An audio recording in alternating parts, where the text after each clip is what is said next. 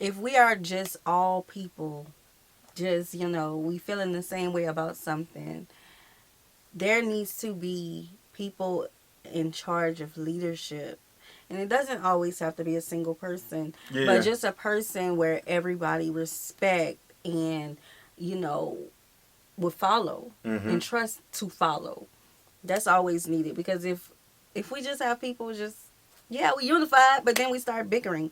No, this is the right thing. Oh, we're gonna do this. It will split off and then we'll start fighting each other. 100%.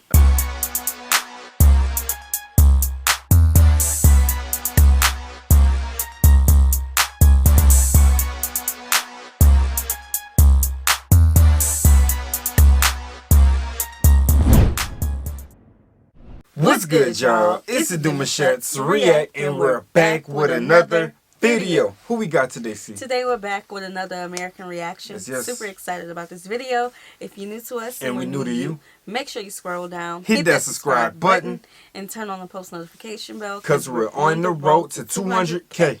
And we cannot get there without you guys, all right? Join the family. Without further ado, let's get into the video. Let's get it. Haitian Revolution is by far the most glorious moment in the history of Afro-descended people in the Americas and the Caribbean. Haiti is a nation that was formed by the successful rebellion of African men and women who were formerly enslaved by the French.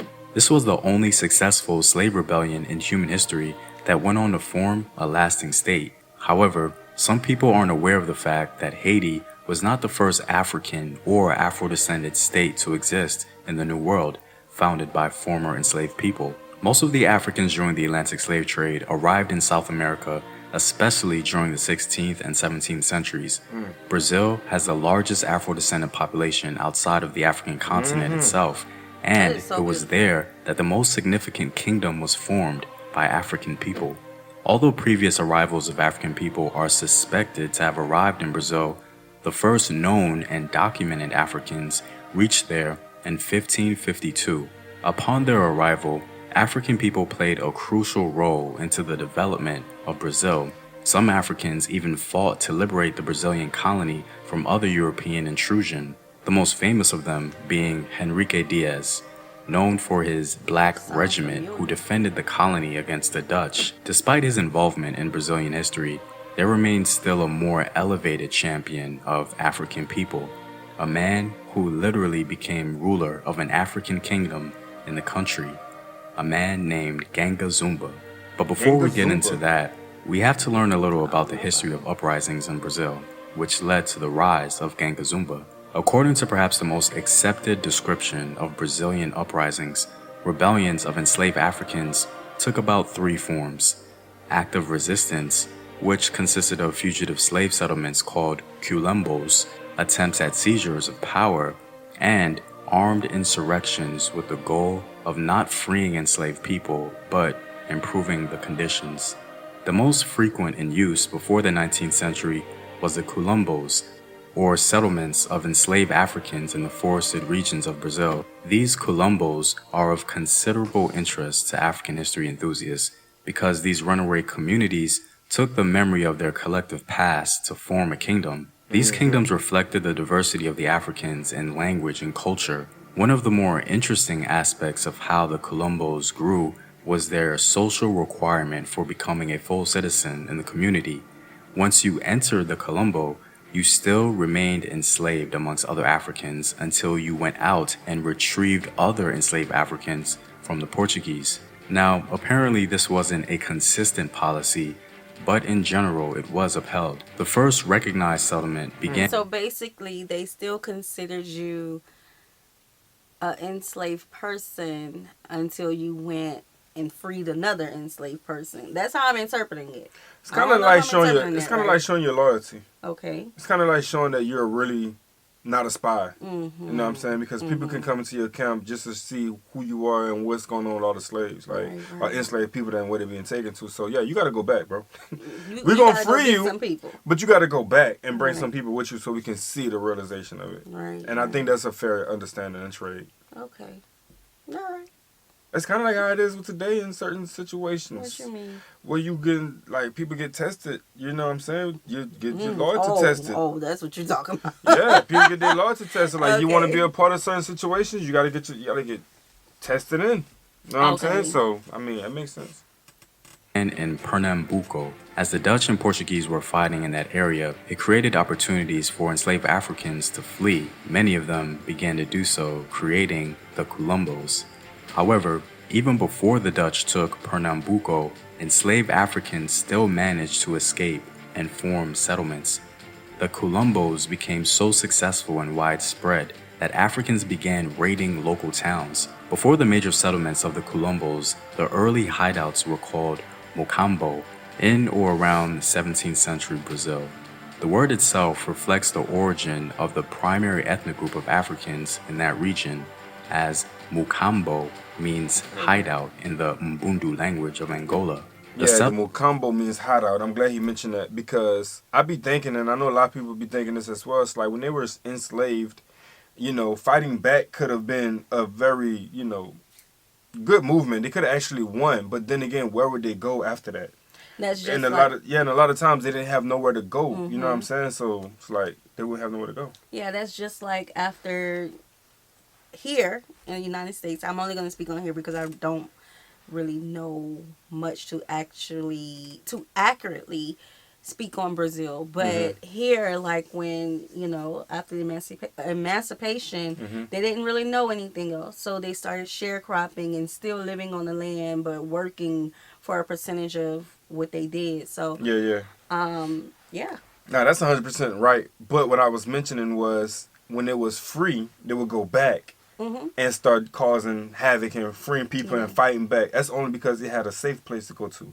When they was doing that stuff on the plantations, they didn't really have no safe place to run to. Where we gonna go? You know what I'm saying? So the other camps will hear what's going on, then they would send more people down to fix the situation, and then they would be setting ducks. Yeah, you know what I'm saying? They'll get captured. Yeah, so running and finding a place to be, just so they can come back and have a fair trade of, you know, where they want to hide out at is more beneficial than being sent ducks. Yeah, that sounds logical. It does.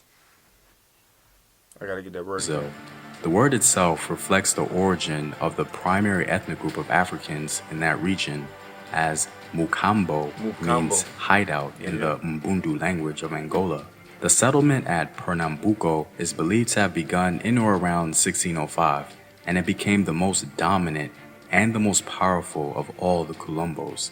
According to the sources, the Colombo at Pernambuco maintained its strength by providing food as well as security for the inhabitants, most of whom were Africans who had various skills and were tillers of land. They planted nearly every kind of vegetable and knew how to store them against wartime and winter.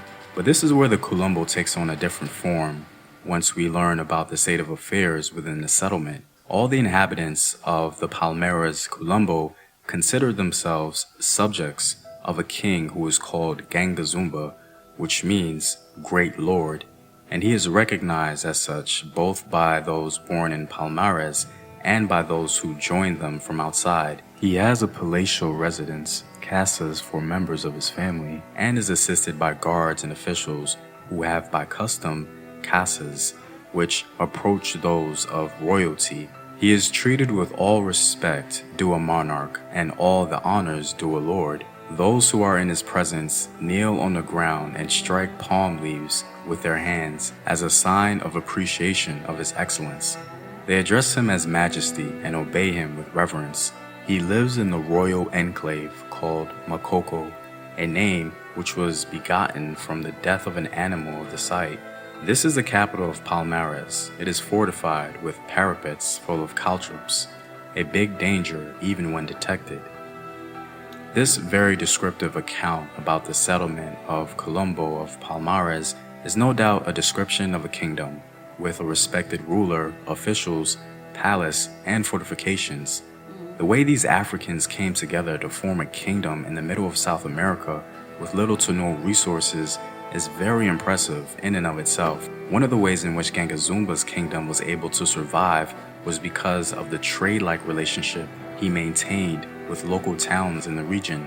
The best use of this relationship was the information the townspeople would give Ganga Zumba concerning future Portuguese attacks. This was invaluable as it concerned the survival of the kingdom. Ganga Zumba constantly sued for peace anytime. Yeah, that's a big one. Yes, that's one thing I want to comment on.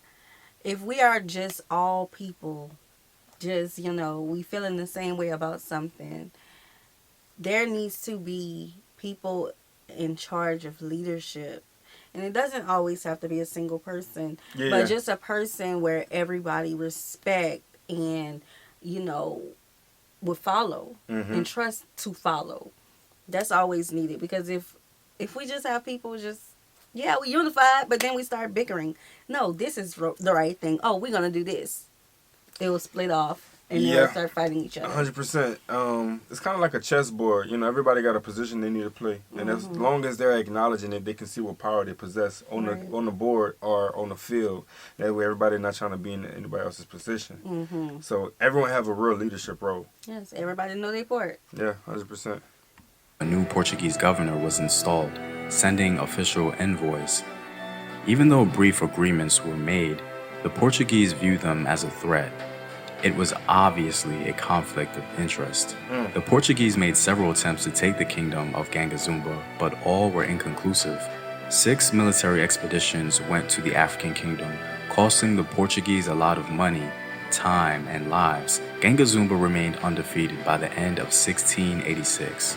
It became increasingly clear that the Portuguese colony of Pernambuco could not deal with Ganga Zumba out of its own resources, and so, in 1687, a new governor of Pernambuco allied with mercenaries of mixed Portuguese and native ancestry who were experts at jungle warfare.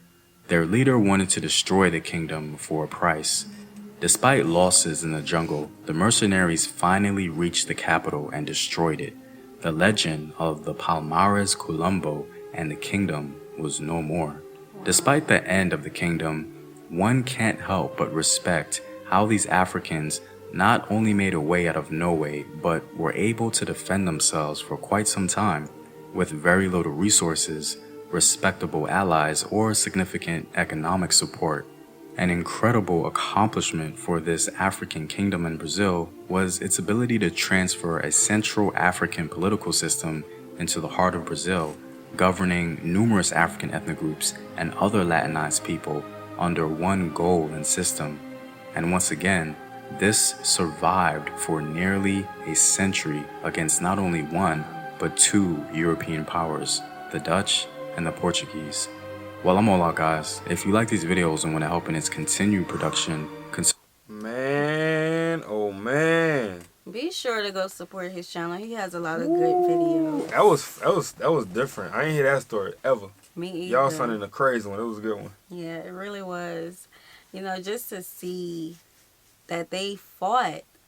They didn't want to stay in bondage. Yeah. They came together, created, a whole kingdom. When you want it bad enough. Yes, and it lasted a while.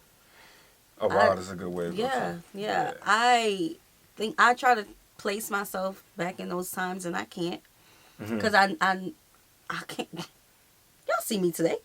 No, I couldn't. So that's why I always respect our ancestors and the people that we are descendants from. The unity, the fight they had, the drive they had, the passion.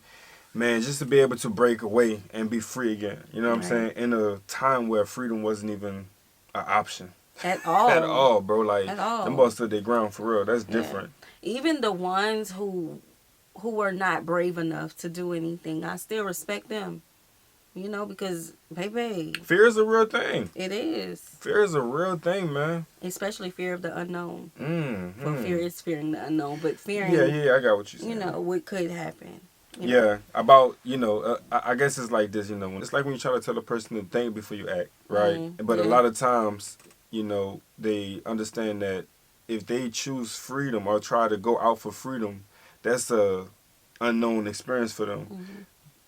Compared to the amount of trauma they went through when they wanted to just get a cup of water or go wash their body. Like, that's a little difficult. They were conditioned. 100%. That's the key word right there, conditioned. They put fear in them. That was what it was. They put fear in them. So so shout out to the ones who, everybody actually. Everybody. Because, baby, they lived the time that many of us couldn't even comprehend. Okay.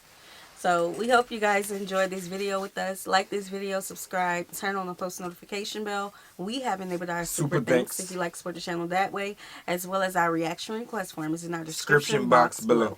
We'll see you soon. Peace.